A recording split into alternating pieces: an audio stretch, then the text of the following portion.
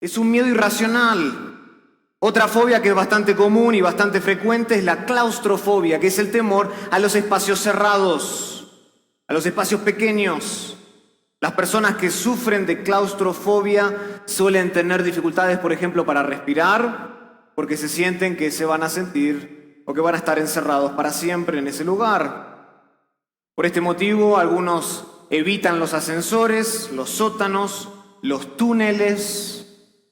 Y lo contrario a la claustrofobia es la agorafobia, es el temor a los espacios abiertos. Créanlo o no, hay gente que sufre de esto. Y hay personas que ni siquiera pueden salir de su casa por miedo a sentirse atrapados en miedo de multitudes. Estas quizás son las más generales, pero hay otras fobias que, a pesar de ser menos conocidas, también afectan a una gran parte de la raza humana. Por ejemplo, la amaxofobia. La amaxofobia es el temor a conducir un vehículo. ¿Está bien? Y ahora ya algunos de ustedes empiezan a mirar entre otros, ¿no? Si sufre de alguna de estas. Una fobia realmente llamativa es la crometofobia. ¿Y saben por qué? Porque tiene que ver con el dinero.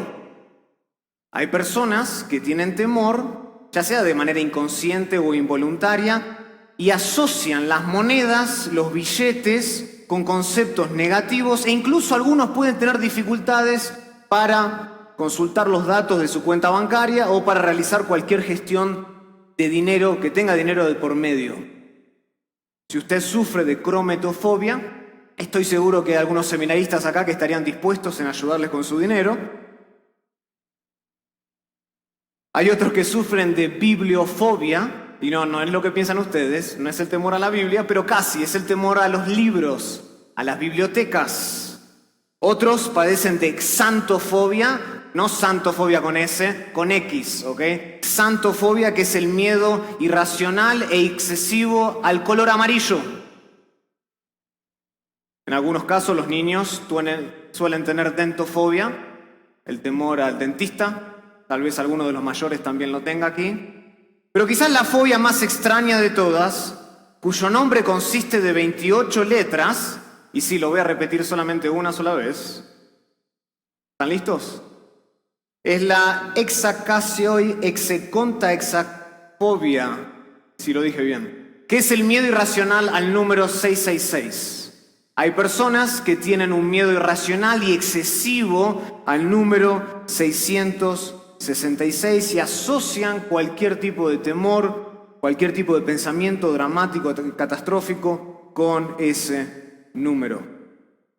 Ahora, sea cual sea el origen de las fobias, la realidad es esta. La realidad es que ninguna de ellas deja de ser un temor irracional, un temor desproporcionado a algo que representa poco y en algunos casos ningún peligro, como el color amarillo. El color amarillo no representa ningún peligro.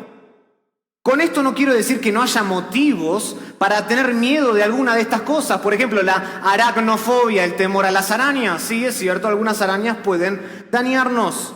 Pero el punto es este, el punto es que el temor es desproporcionado a la amenaza del asunto, a la amenaza de las arañas en este caso.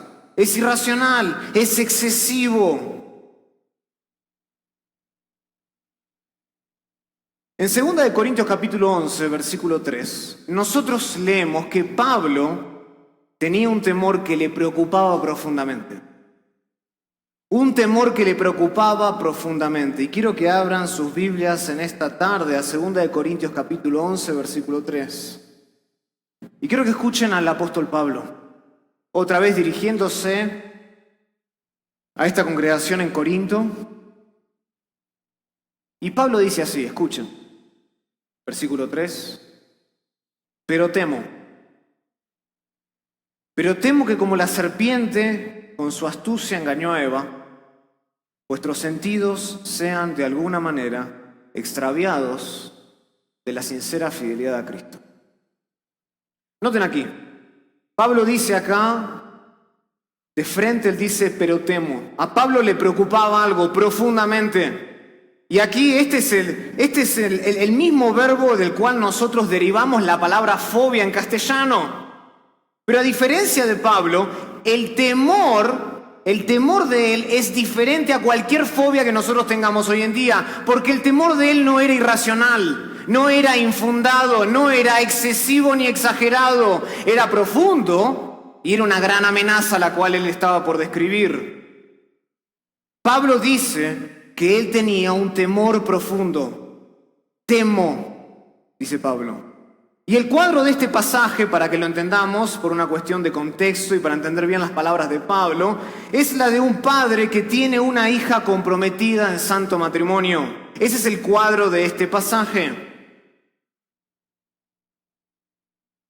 Noten, versículo 1 dice: ojalá me toleraseis un poco de locura, sí toleradme, porque os celo como celo de Dios. Pues os he desposado, dice Pablo, se está refiriendo a la iglesia en Corinto, con un solo esposo, Cristo Jesús, para presentaros como una virgen pura a Cristo. Ese es el cuadro, el de un padre que está entregando a su hija y que tiene una hija comprometida en santo matrimonio.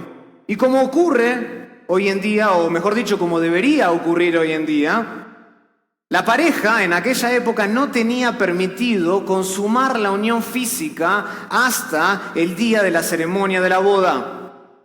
Sin embargo, algo que nos diferencia o que nos distingue a nuestra época con la de aquella época es que en aquel tiempo la hija era considerada esposa de su esposo o de su marido futuro por efectos legales desde el día en que ella se convertía en novia. De modo que era indispensable que ella permaneciese virgen hasta el día de la boda. Y ¿saben qué? Algo que distingue, que es distinto en las prácticas hoy en día, es que en aquella época el padre de la novia tenía que asegurarse que su hija permaneciese virgen hasta consumar el matrimonio, hasta el día de la boda. Y es precisamente a la luz de este contexto cultural y de esta práctica que va más allá del primer siglo, incluso lo encontramos en el Antiguo Testamento, es precisamente a la luz de esta práctica que nosotros debemos leer 2 de Corintios capítulo 11, versículo 3. Y Pablo en este pasaje considera a la iglesia en Corinto como su propia hija. Acompáñenme, por ejemplo, a 1 de Corintios capítulo 4, para que vean que así consideraba Pablo a la iglesia en Corinto.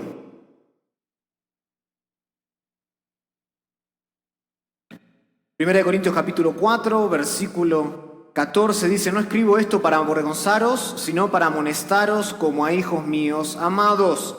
Porque aunque tengáis 10.000 años en Cristo, no tendréis muchos padres, pues en Cristo Jesús yo os engendré por medio del Evangelio, dice Pablo.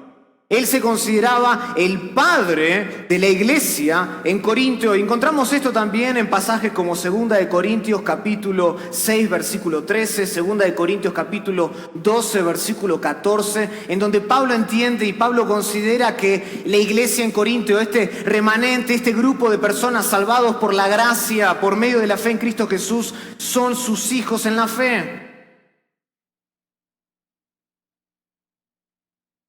Y esta iglesia, que ahora era su hija espiritualmente hablando, estaba comprometida en matrimonio con Cristo.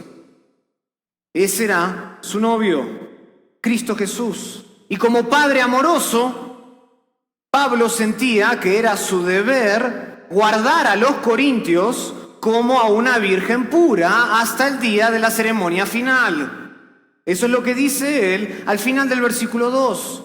Porque os celo con celo de Dios, pues os he desposado con un solo esposo para presentaros como una virgen pura en Cristo. Él consideraba que era su deber, su responsabilidad, asegurarse de que la iglesia en Corinto permaneciese fiel hasta el final, como una virgen pura, hasta el día de la ceremonia. Y esta era la preocupación más grande de Pablo como pastor y al mismo tiempo su peor temor. ¿Saben por qué? Porque Pablo sabía que siempre existe la posibilidad de la infidelidad. Pablo era consciente de eso como ministro. Pablo era consciente como líder de la iglesia. Esta era la preocupación más grande. La preocupación más grande no eran las luces, los himnos que se cantaban, no era el tipo de liturgia, aunque pueden ser todas cosas importantes en su medida. Su preocupación más grande es que sus hijos espirituales permaneciesen fieles hasta el día final. Y ese era su peor temor al mismo tiempo. Porque sabía la posibilidad de la infidelidad. Siempre existe. Y cuánto más en estos tiempos. Siempre existe la posibilidad de ser infiel a Cristo. Y con esa introducción entonces vamos a orar y pedirle al Señor que nos dé su gracia para poder entender este pasaje que es tan relevante para nosotros como lo fue en aquel entonces para la iglesia en Corinto. Oremos al Señor. Querido Padre, te damos gracias porque hoy estamos todos aquí porque tú lo has determinado así. Esta es una cita divina, sepamos eso o no sepamos eso, seamos conscientes de esa realidad o no. Hoy estamos aquí por tu soberana voluntad, la cual es buena y agradable en todo sentido de la palabra.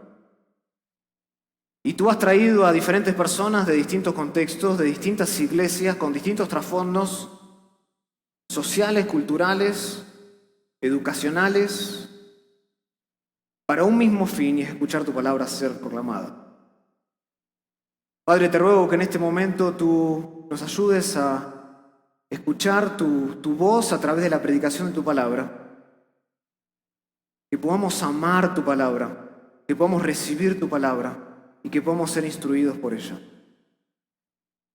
Sabemos, Señor, que no podemos hacer esto sin ti y por eso venimos a ti como mendigos, pidiendo que nos dé de tu gracia para entender tu palabra. Lo pedimos todo esto en el nombre de Jesús. Amén.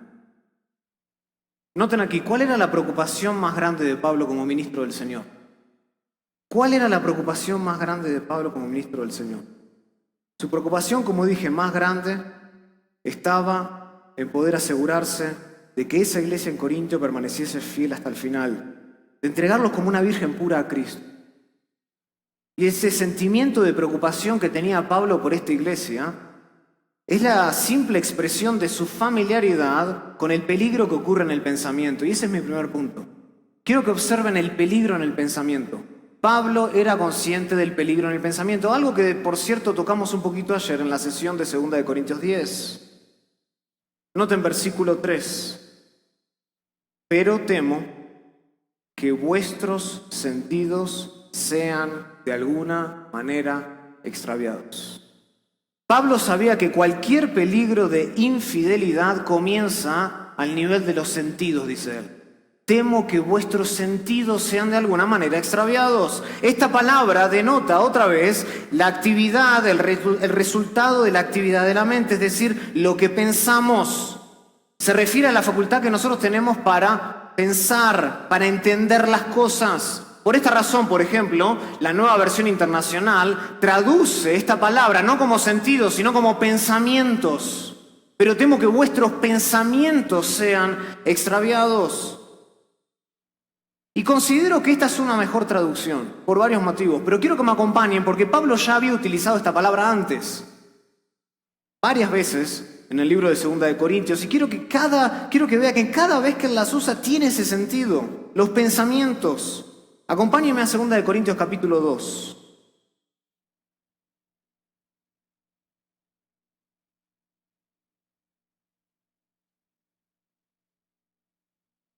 Segunda de Corintios capítulo 2, versículo 10. Y el que vosotros perdonáis, yo también, porque también yo lo he perdonado. Si algo he perdonado por vosotros, lo he hecho en presencia de Cristo, para que Satanás no gane ventaja sobre nosotros, pues no ignoramos sus ¿qué? Sus maquinaciones. Esta es la misma palabra que en 2 de Corintios capítulo 11, versículo 3 se traduce como sentidos, sus planes, sus pensamientos. No quiero que ignoréis los planes, los pensamientos, las artimañas de Satanás, dice Pablo. Más adelante en el siguiente capítulo, capítulo 3, versículo 12, así que teniendo tal esperanza, usamos de mucha franqueza, y no como Moisés, que ponía un velo sobre su rostro para que los hijos de Israel no fijaran la vista en el fin de aquello que había de ser abolido, pero el entendimiento de ellos se embotó. Aquí la palabra entendimiento, la misma que aparece en 2 Corintios 11:3 y que se traduce como sentidos en la Reina Valera. 2 Corintios capítulo 4, noten. Versículo 3, pero si nuestro evangelio está aún encubierto, entre los que se pierden está encubierto, en los cuales el Dios de este siglo cegó ¿el qué? El entendimiento de los incrédulos, los pensamientos de los incrédulos, para que no les resplandezca la luz del evangelio de la gloria de Cristo, el cual es la imagen de Dios. O sea, en 2 Corintios 3:14, en el 4:4, se refiere al entendimiento endurecido, al entendimiento entenebrecido de los hombres. Y la última vez que aparece esta palabra, antes de que suceda, en el capítulo 11, aparece en el capítulo 10, un pasaje que ya vimos, de hecho ayer, 2 Corintios capítulo 10.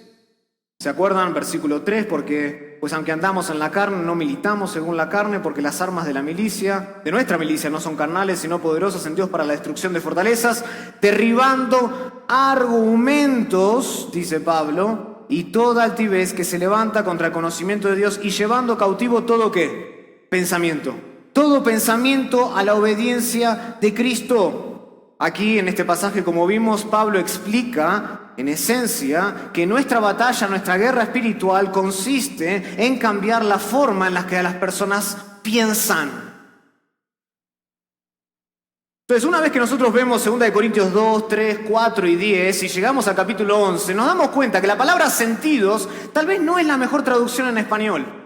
Una mejor traducción es pensamientos. Y eso es lo que temía Pablo, que los pensamientos de los hermanos en Corinto sean extraviados. De hecho, el único otro versículo que tiene esta palabra que aparece en el libro de Corintios es Filipenses capítulo 4, versículo 7, que dice: y la paz de Dios, que sobrepasa todo entendimiento, guardará vuestros corazones y vuestros ¿qué? Vuestros pensamientos. Claramente, Pablo se está refiriendo a los pensamientos, a la actividad de la mente, a lo que pensamos, a la facultad que nosotros tenemos para entender las cosas. De modo que el enfoque de la preocupación de Pablo está en los pensamientos que proceden del corazón de los creyentes. Pablo estaba preocupado en la mente de los corintios. Su intención no era hablarle acerca de los sentimientos, su intención no era hablarle de eso, porque Pablo sabía que el peligro de la infidelidad comienza en la mente, comienza con los pensamientos. Allí comienza la infidelidad. La infidelidad no comienza en el acto, la infidelidad comienza con un pensamiento.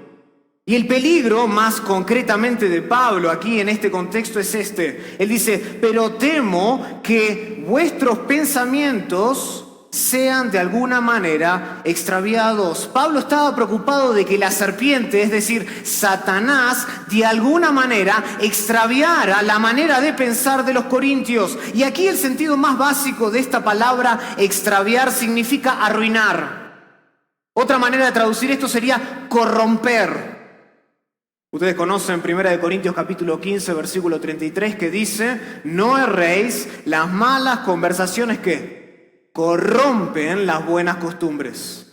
El mismo verbo que encontramos aquí en 2 Corintios 11, 3. De hecho, esto sucede también en la Septuaginta, en Génesis capítulo 6, versículo 11, cuando dice que se corrompió la tierra delante de Dios y estaba la tierra llena de violencia. El mismo verbo. Estaba arruinada la tierra, se había extraviado del diseño original.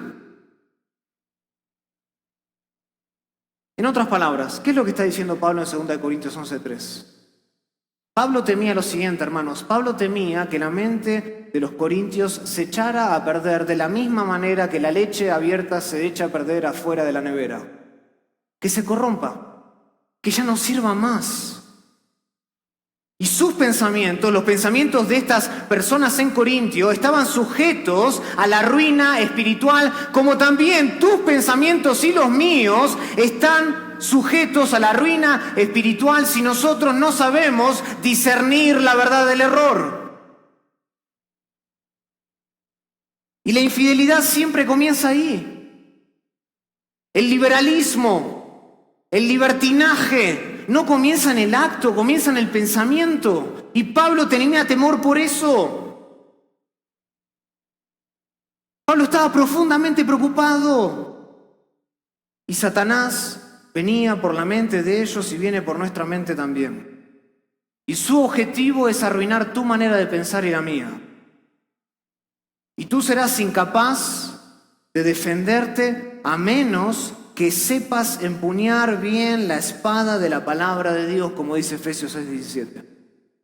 Solamente la verdad, como vimos ayer, ese es el armamento más apropiado, más adecuado. Solamente la verdad es capaz de exponer la mentira. La media verdad no expone la mentira, solamente la verdad lo hace. Y no hay otra arma que sea lo suficientemente efectiva y destructiva para defenderte del adulterio espiritual que la palabra de Dios. No hay otra arma, y eso es lo que veíamos ayer. Solo hay un armamento adecuado y es la palabra de Dios.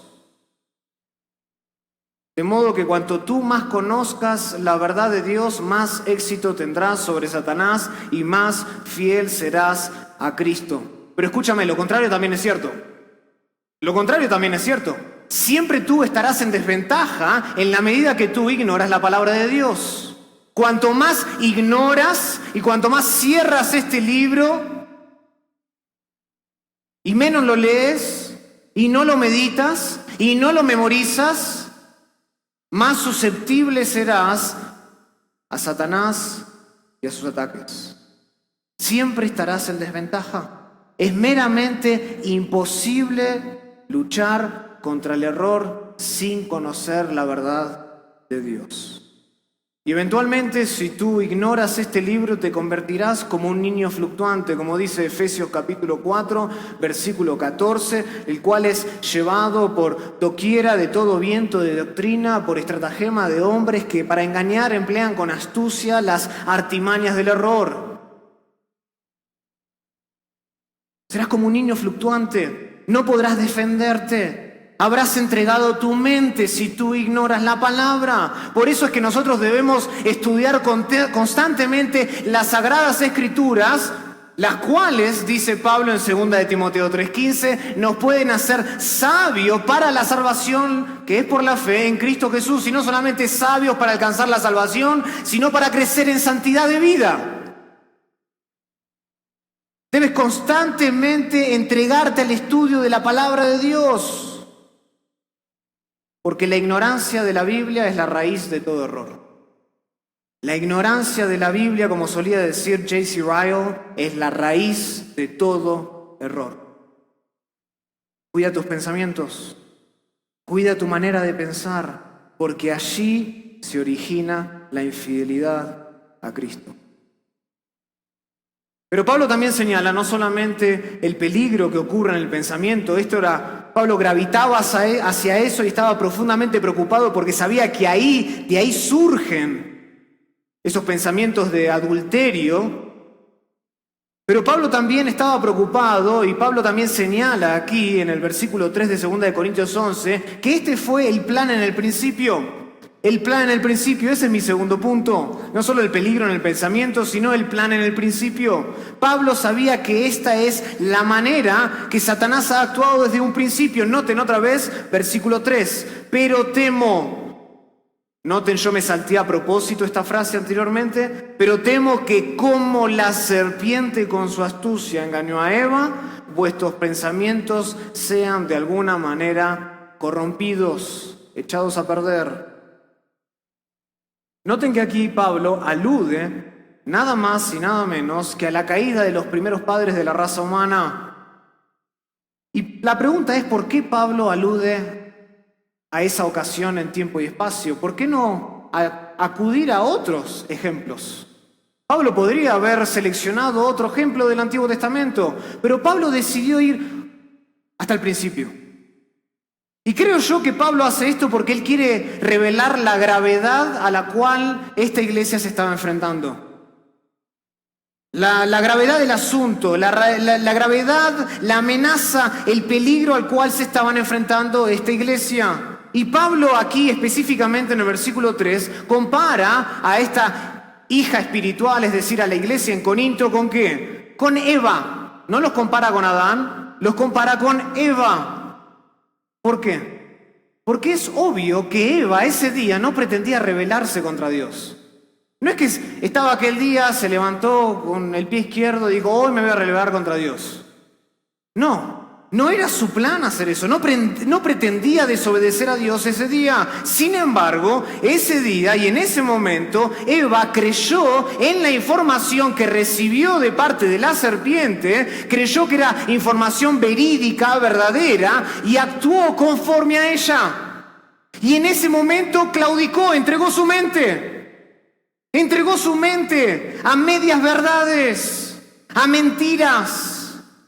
Y Eva fue, como dice el texto de Génesis 3, y también como Pablo dice en 1 de Timoteo capítulo 2, fue genuinamente engañada por la serpiente. Noten, 1 de Timoteo capítulo 2, versículo 13 dice, porque Adán fue formado primero y después Eva. Y Adán no fue engañado, sino que la mujer, siendo engañada, incurrió en transgresión. La misma palabra que se utiliza aquí del engaño, fue engañada, algo que se utiliza también en Génesis 3.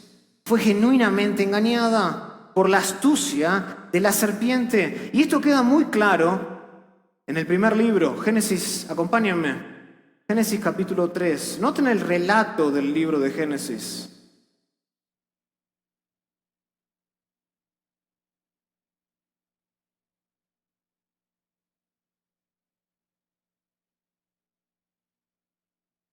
Es evidente que Pablo está pensando en este pasaje. De hecho, le utiliza la palabra astucia, que se utiliza aquí también. Utiliza la palabra engaño, que se utiliza en Génesis 3:13. Pablo estaba pensando no solo en este momento, sino en este texto. Y noten lo que dice el texto. Génesis capítulo 3, versículo 1. Pero la serpiente dice, era astuta, más que todos los animales del campo que Jehová Dios había hecho, la cual dijo a la mujer, ¿con que Dios os ha dicho no comáis de todo árbol del huerto? Y la mujer respondió a la serpiente, del fruto de los árboles del huerto podemos comer, pero del fruto del árbol que está en medio del huerto, dijo Dios, no comeréis de él, ni le tocaréis para que no muráis. Entonces la serpiente dijo a la mujer, no moriréis, sino que sabe Dios que el día que comáis de él serán abiertos vuestros ojos y seréis como Dios, sabiendo el bien y el mal. Y entonces vio la mujer que el árbol era bueno para comer y que era agradable a los ojos y árbol codiciable para alcanzar la sabiduría, y tomó de su fruto y comió, y dio también a su marido, el cual comió así como ella. Noten aquí el relato. Noten el relato de Génesis. Noten en el versículo 1 que Satanás le hace una pregunta. Satanás le pregunta, ¿con qué Dios os ha dicho? No comáis de todo árbol del huerto. Esta es una clara demostración de la astucia de la serpiente. Noten que la serpiente no empieza el diálogo con una mentira. La serpiente empieza el diálogo con Eva, ¿con qué? Con una sugerencia. Le sugiere algo. No empieza a argumentar la serpiente con Eva en aquel momento, sino que empieza con una simple sugerencia. Su pregunta, lo que pretende hacer, es sembrar una semilla de duda al nivel de los pensamientos.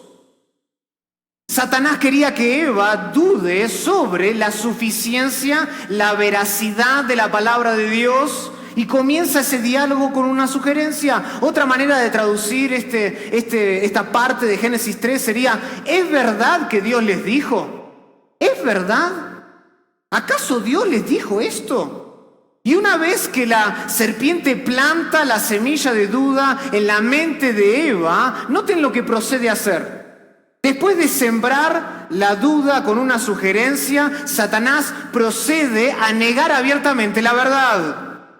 Y le declara con toda seguridad, por ejemplo, en el versículo 4, no moriréis. Claramente una mentira. Niega abiertamente la verdad de Dios. Y finalmente, después de que hubo negado abiertamente la verdad, ¿qué hace? Le ofrece en su lugar una mentira. Le ofrece una mentira y le da a entender en el versículo 5 de que Dios es un envidioso que no quiere que nadie sea como Él.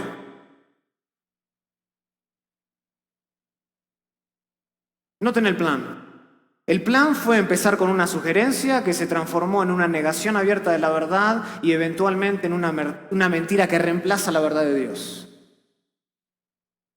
¿El resultado de esto qué fue? El resultado de esto fue catastrófico, ¿no es así? Toda la raza humana cayó en pecado en ese día. Y desde ese momento en adelante hemos visto las repercusiones de esta desobediencia. Y evidentemente, cuando nosotros entendemos eso, Pablo va a este pasaje de Génesis 3 porque él entendía y a Pablo le preocupaba que la tragedia en el huerto del Edén estaba pronto a repetirse de nuevo en la ciudad de Corinto. Por eso él vuelve al principio. Él podría haber elegido de cualquier otro pecado, de cualquier otro enfrentamiento o diálogo o caída del hombre en la tentación, pero a Pablo le preocupaba y va al principio de que lo que estaba sucediendo en Corinto sea semejante a lo que sucedió en el huerto del Edén. Y Pablo les estaba diciendo que los pensamientos de ellos estaban sujetos a la misma ruina espiritual, porque la estrategia de Satanás, ¿saben qué, hermanos? No ha cambiado de lo más mínimo, ha permanecido igual desde el principio. El paradigma de Satanás ha permanecido igual por más de 6.000 años y sigue siendo tan peligroso como fue con Eva en el principio. La serpiente quiere hacer una cosa. La serpiente quiere arruinar, la serpiente quiere corromper tu mente. Este es su modo de obrar, es su modus operandi. Siempre engaña a la serpiente. Pero ¿cuál es el punto? Segunda de Corintios 11:3 y Génesis 3 nos dicen que engaña, pero lo hace ¿con qué? Con astucia. Lo hace con astucia. La serpiente sabe que tú probablemente no aceptarás de inmediato una mentira, como tal vez Eva no lo hubiese aceptado. De modo que, ¿qué es lo que hace la serpiente? Empieza a preparar el anzuelo con medias mentiras, con medias verdades, perdón. La serpiente no se avienta de forma violenta sobre ti como una fiera salvaje, sino que con gran delicadeza mueve el señuelo del error hasta que planta una pequeña semilla de duda en tu mente. Y sin haber levantado ninguna sospecha, te empieza a arrastrar con preguntas que hasta parecen ser inocentes, ingenuas, y nos susurra hay veces con medias verdades y nos pregunta, ¿es verdad que Dios dijo? No solo de pan vivirá el hombre, sino de toda palabra que sale de su boca. ¿No habrá querido decir Dios alguna palabra que sale de su boca? No puede ser que si Dios es tan generoso como tú piensas, te niegue también que hagas esta pequeña cosa. No es posible que te lo haya prohibido, a no ser que Dios sea un envidioso, un tacaño, un aguafiestas cósmico, que todo lo que quiere es que tú no disfrutes de la vida, que no disfrutes del mundo y que solo te acates a la palabra de Dios. ¿Qué? ¿Acaso tú no puedes juzgar por ti mismo? Te pregunta la serpiente. ¿No puedes juzgar por ti mismo? Si está bien que un hombre se acueste con un hombre, si está bien que tú te identifiques como quieras, si está bien que en la iglesia empieces a ingeniártelas y a acomodar y sigas estrategias de ir y crecimiento. ¿Acaso no puedes juzgar por ti mismo? Esa es la estrategia de Satanás. Es siempre la misma estrategia. No ha cambiado desde el principio y siempre te ofrecerá hacer una cosa. La serpiente siempre te ofrecerá a ti independizarte de Dios por medio de una supuesta nueva manera de pensar, algo mejor. No sigas a Dios. Su palabra no es suficiente. Tú eres lo suficientemente maduro para tomar estas decisiones y ser como Dios. Esa es la estrategia de Satanás y ha permanecido igual desde un principio y sigue siendo tan fuerte hoy como lo fue antes. Y miembros y pastores y líderes han caído en la trampa por medio de querer independizarse de Dios en su manera de pensar. Hermanos, no necesitamos una nueva manera de pensar. Tenemos el libro de Dios, cuya naturaleza es única, útil, inigualable, cuya naturaleza última nos proporciona todo lo que necesitamos para la vida y la piedad. Prediquemos el libro, amemos el libro y no nos independicemos del libro. Eso es todo lo que necesitamos. Y esa es la manera de poder resistirnos a los ataques de Satanás. Lo último que Pablo describe en 2 Corintios capítulo 11, versículo 3, es el propósito en la práctica. El propósito en la práctica. Noten otra vez, dice, pero temo con gran temor, esa es la idea. Estoy preocupado, profundamente preocupado, dice Pablo, que como la serpiente con su astucia engañó a Eva, vuestros pensamientos sean de alguna manera extraviados, corrompidos ¿de qué? De la sincera fidelidad a Cristo. Y con estas palabras al final del versículo, Pablo llega al fondo del problema. Pablo llega al meollo del asunto. Los corintios estaban siendo extraviados, dice, de la sincera fidelidad a Cristo. La frase en la Reina Valera, sincera fidelidad, es en realidad una sola palabra en griego que significa pureza, integridad de corazón. Significa integridad de corazón. Puede traducirse, si ustedes tienen la Biblia de las Américas, puede traducirse como sencillez. Y habla de la exclusiva devoción que alguien puede tener hacia una persona. Habla de eso, de la exclusiva devoción que alguien puede tener hacia otras personas. Y si ustedes tal vez tienen la nueva versión internacional o tienen la Biblia de las Américas, ustedes van a ver que en sus traducciones esta palabra va a ir acompañada de otra palabra que no aparece en la Reina Valera. Hay otro término aquí en el griego original y es el término pureza. La Reina Valera omite esta palabra, pero hay muchos manuscritos de mucho peso que la incluyen. Y es por eso que yo prefiero la siguiente traducción del versículo 3. Pero temo que como la serpiente con su astucia engañó a Eva, vuestros pensamientos sean de alguna manera echados a perder de la sencillez y la pureza para con Cristo. Es una mejor traducción del griego original. Y el punto es este. El punto aquí es que si la situación de los corintios no cambiaba pronto, ellos estaban en grave peligro de abandonar a su novio. Estaban en grave peligro de abandonar a su prometido. O sea, ¿cuál es el propósito en la práctica de Satanás? El propósito en la práctica de Satanás es nuestra infidelidad. Él está detrás de eso, que le seamos infieles a nuestro novio. Y toda la estrategia de Satanás estaba diseñada con el fin de que estos hermanos en Corintio violen su compromiso con Cristo por medio de hombres que fingían ser siervos de Dios, pero que realmente eran ministros de Satanás. Más adelante en este mismo capítulo, un versículo que leímos ayer, Pablo dice, versículo 13, porque estos son falsos apóstoles, obreros fraudulentos que se disfrazan como apóstoles de Cristo. Y no es maravilla porque el mismo Satanás se disfraza como ángel de luz.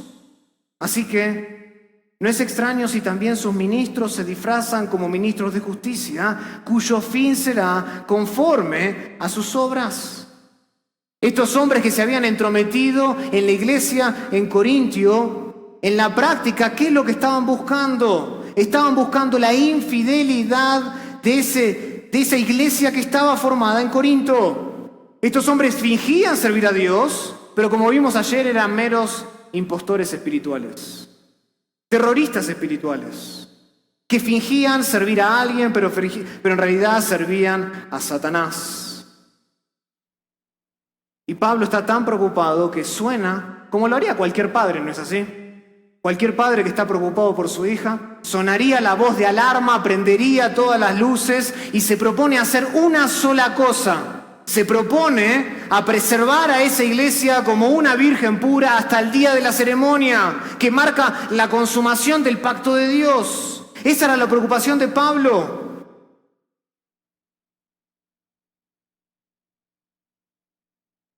Y todo esto indica lo siguiente, hermanos.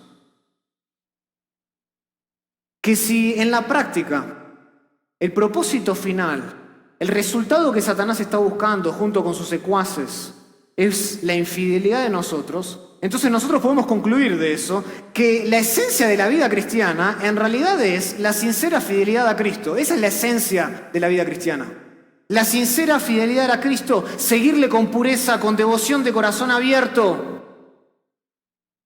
Y tú no puedes permanecer puro a menos que le rindas tu vida entera a Cristo como un sacrificio vivo, santo y agradable a Dios. Pablo lo expresa así, ¿se acuerdan? En Filipenses capítulo 1, versículo 21. Para mí, dice Pablo, cuando él está definiendo la vida cristiana, él dice, para mí el vivir es ¿qué? Es Cristo. ¿Y el morir es? Ganancia. Para mí el vivir es Cristo y el morir es ganancia. Esto quiere decir que Cristo para Pablo satisface más que todo lo que la vida puede ofrecerte y todo lo que la muerte pueda quitarte. Cristo es más que eso. Cristo es más que eso. Y es por eso que más adelante, en esa misma carta de Filipenses, capítulo 3, versículo 8, él dice, estimo todas las cosas como pérdida por la excelencia del conocimiento de Cristo, Jesús mi Señor, por amor del cual lo he perdido todo y tengo todo por basura para ganar a Cristo. Tengo todo por basura. Lo he perdido todo. Estimo todas las cosas como pérdida. ¿Qué está diciendo Pablo? Pablo está diciendo que no hay nada que se compare con Cristo. No hay nada que se compare con Cristo. Él es mejor otra vez que todo lo que la vida puede ofrecerte y todo lo que la muerte pueda quitarte. Así y todo, aunque Cristo sea lo más precioso, la gran perla del gran precio, su palabra es más dulce que la miel, aunque Él sea la persona más maravillosa que jamás hayas conocido, así y todo, Pablo dice, yo tengo miedo porque siempre existe la posibilidad de la infidelidad. Y como existió en la iglesia de Corintio, también existe hoy para nosotros, de que tú y yo podamos serle infieles a Cristo Jesús. Y cuando tú no amas a Cristo sobre todas las cosas, tú adulteras espiritualmente hablando. Cuando tú pones a algo o a alguien por encima de Cristo, adulteras, le eres infiel. Solo a Cristo, hermano, escúcheme, solo a Cristo tú le debes tu único amor, que no esté manchado por ningún tipo de intenciones malas, de falsas presunciones, de religiosidad vacía en la iglesia. Tú le debes tu corazón entero a Cristo. Y a nadie más. Porque no hay nadie que se compare con Él.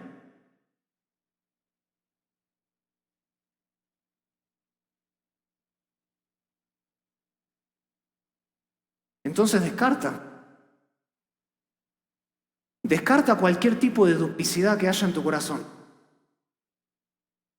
y enfócate indivisiblemente en agradar a Cristo, en agradar a Cristo en todo. Pablo en 2 Corintios capítulo 5 versículo 9 dice que él procuraba, otra manera de traducir eso, ambicionaba. Pablo ambicionaba con serle agradable a Dios en todas las cosas. Esa era la ambición de su vida. Entonces enfoquémonos, hermanos, en agradar a Dios en todas las cosas, porque escúchame, si tu corazón está dividido, tú estás peligrosamente cercano a abandonar a Cristo en la práctica. Si tú hay un sótano, una parte oscura de tu corazón que no has querido entregar, si hay algún tipo de duplicidad, tú estás peligrosamente cercano en abandonar a Cristo Jesús. Cristo requiere de ti una devoción exclusiva y pura en todo sentido de la palabra. Entrégale a Cristo todo. Tus pensamientos, tu manera de obrar, tu manera de amar, entrégaselo a Cristo. Eso es lo que Cristo requiere de ti.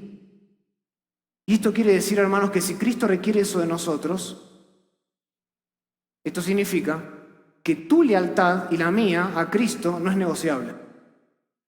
Tu lealtad a Cristo no es negociable, como tampoco es la fidelidad de una novia a su prometido. ¿Quién en sus cabales se pone a pensar, voy a pensar si en el próximo año, aunque no me he casado, voy a permanecer fiel a mi prometido? Nadie en sus cabales, nadie que piense bien, nadie que piense a la manera de Dios, piensa de esa manera. Tu lealtad a Cristo no es negociable. Primera de Corintios capítulo 16, versículo 22, Pablo declara y hace esta terrible advertencia. Pablo dice, escuchen, Primera de Corintios 16, 22, el que no ama a Cristo sea anatema. El que no ama al Señor Jesucristo sea anatema. Y después dice, el Señor viene. Cristo viene.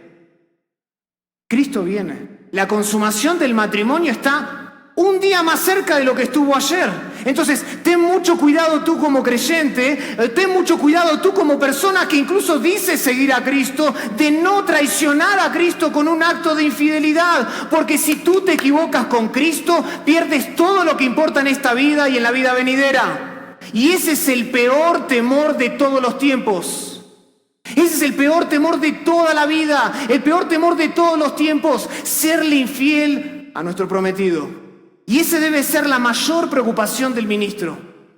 La mayor preocupación del ministro debe ser el mismo temor que tenía Pablo, de que los suyos, de que sus supuestos hijos espirituales anden en conformidad a la semejanza de Cristo.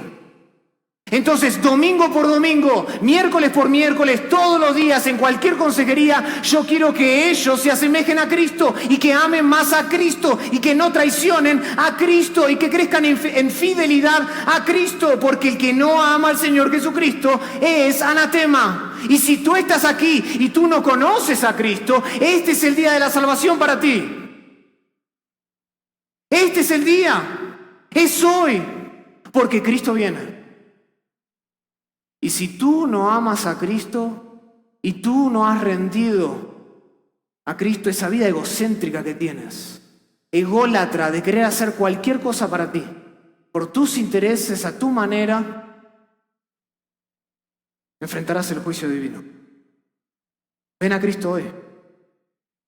No hay nadie que se compare como Él. Oremos al Señor. Querido Padre, te damos gracias por tu palabra. Gracias, Señor, por esta advertencia de parte de Pablo, este recordatorio de que como ministros de Dios, especialmente los líderes deben estar preocupados en una cosa, en transformar la manera de pensar de la iglesia. La batalla hoy en día, posmoderna, cultural, social, inicia en la mente. El adulterio, la infidelidad a Cristo comienza en la mente. Permite, Señor, que nosotros como líderes de la iglesia podamos predicar de tal manera tu palabra, que la mente de los oyentes sea transformada, para pensar a la manera de Cristo, para tener la mente de Cristo, para asemejarse a Cristo. Y sé, Padre, que aquí no todos son líderes. Y entiendo, Padre, que aquí no todos son pastores. Y aquella preocupación de Pablo sigue siendo la mía también hoy. Y la de muchos pastores que están aquí. Que haya gente acá que profesa amarte, que religiosamente va todos los domingos a la iglesia, que es miembro de la iglesia, que tal vez se ha bautizado, pero cuyo corazón no lo ha entregado completamente. Y por ahí hay personas aquí, Señor, que en su forma de pensar no te aman completamente y ponen otras cosas por encima de Cristo. Padre, te ruego que les des a ellos la habilidad, el arrepentimiento de darse cuenta de que si no te ponen a ti por encima de todas las cosas, Señor, hay sufrimiento en esta vida y en la venidera. Hay repercusiones, Señor. Ayúdanos, Señor, a cada día a entregarte la mente vacía a ti para que tú la llenes con tu palabra. Porque queremos ser más y más como Cristo y vivir menos de acuerdo a nuestros propios criterios personales. No queremos cometer el mismo error que cometieron nuestros padres, que fue querer independizarse de la manera de pensar de ti. Ayúdanos a confiar todos los días en tu palabra, a amar tu palabra, a sostener firme e inquebrantablemente tu palabra en nuestra vida y en nuestra misión en este mundo. Lo pedimos todo eso en el nombre de Cristo Jesús.